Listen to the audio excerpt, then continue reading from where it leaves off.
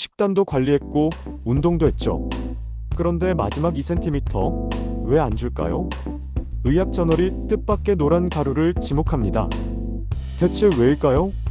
정답은 강황, 그 안에 활성 커큐민입니다. 최근 종합 분석에서 체중과 허리둘레가 조금씩 내려갔다는 결과가 나왔어요. 크진 않지만 의미 있는 변화입니다. 제2형 당뇨 환자를 모아본 결과인데요. 평균 체중 약 1.9kg 감소, 허리둘레 1.9cm 감소, 체지방률도 소폭 내려갔습니다. 반면 BMI나 허리 엉덩이 비율은 확실하진 않았습니다. 전당뇨에서는 신호가 더 뚜렷합니다. 체중 약 2.5kg 감소, 허리둘레 2.9cm 감소, 대사 위험이 오르기 시작할 때 보조 효과가 더 보인 거죠. 얼마나 먹고 얼마나 오래 먹느냐가 핵심이에요. 허리둘레는 하루 1500mg 이상에서 유의미, 체중은 22주 이상에서 유의미. 짧고 적게 말고 꾸준한 적정선이 핵심입니다. 왜 이런 변화가 생길까요? 커큐민은 염증 신호를 낮춥니다.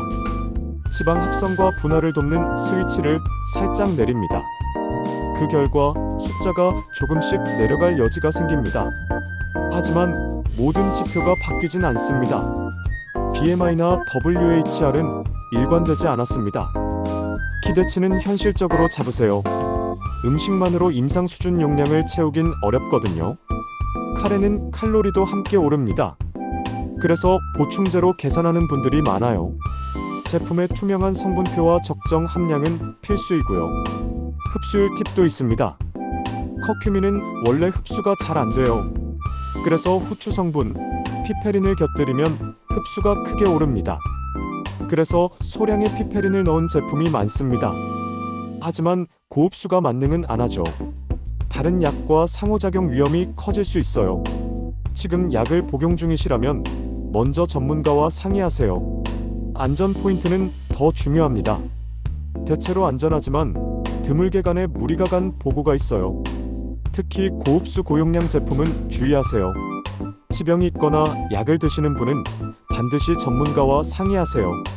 진한 소변, 심한 피로, 오른쪽 윗배 통증, 황달이 느껴지면 즉시 중단하고 진료받으셔야 해요. 현명한 사용을 5가지로 정리합니다. 하나, 커큐민은 조연입니다. 지름길이 아니에요. 둘, 주 단위가 아니라 개월 단위로 꾸준히. 셋, 제형과 함량에 과몰입하지 말고 내 몸과 복용약부터 체크. 넷, 시작 2~4주는 몸 신호를 기록하세요. 다섯, 식단 운동 수면 위에 살짝 얹는 전략입니다. 현실적인 플랜을 제안합니다. 2주는 적응기, 이상 반응 체크. 12주에 허리와 체중을 다시 재세요. 22주 이후 체중 신호가 보일 수 있습니다. 개인차는 크죠?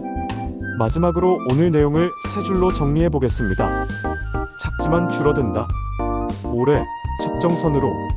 항상 안전 먼저입니다. 오늘 전해드린 내용이 도움이 되셨다면 구독, 좋아요, 알림 설정 잊지 마세요. 감사합니다. 오늘 하루도 건강한 하루 되세요.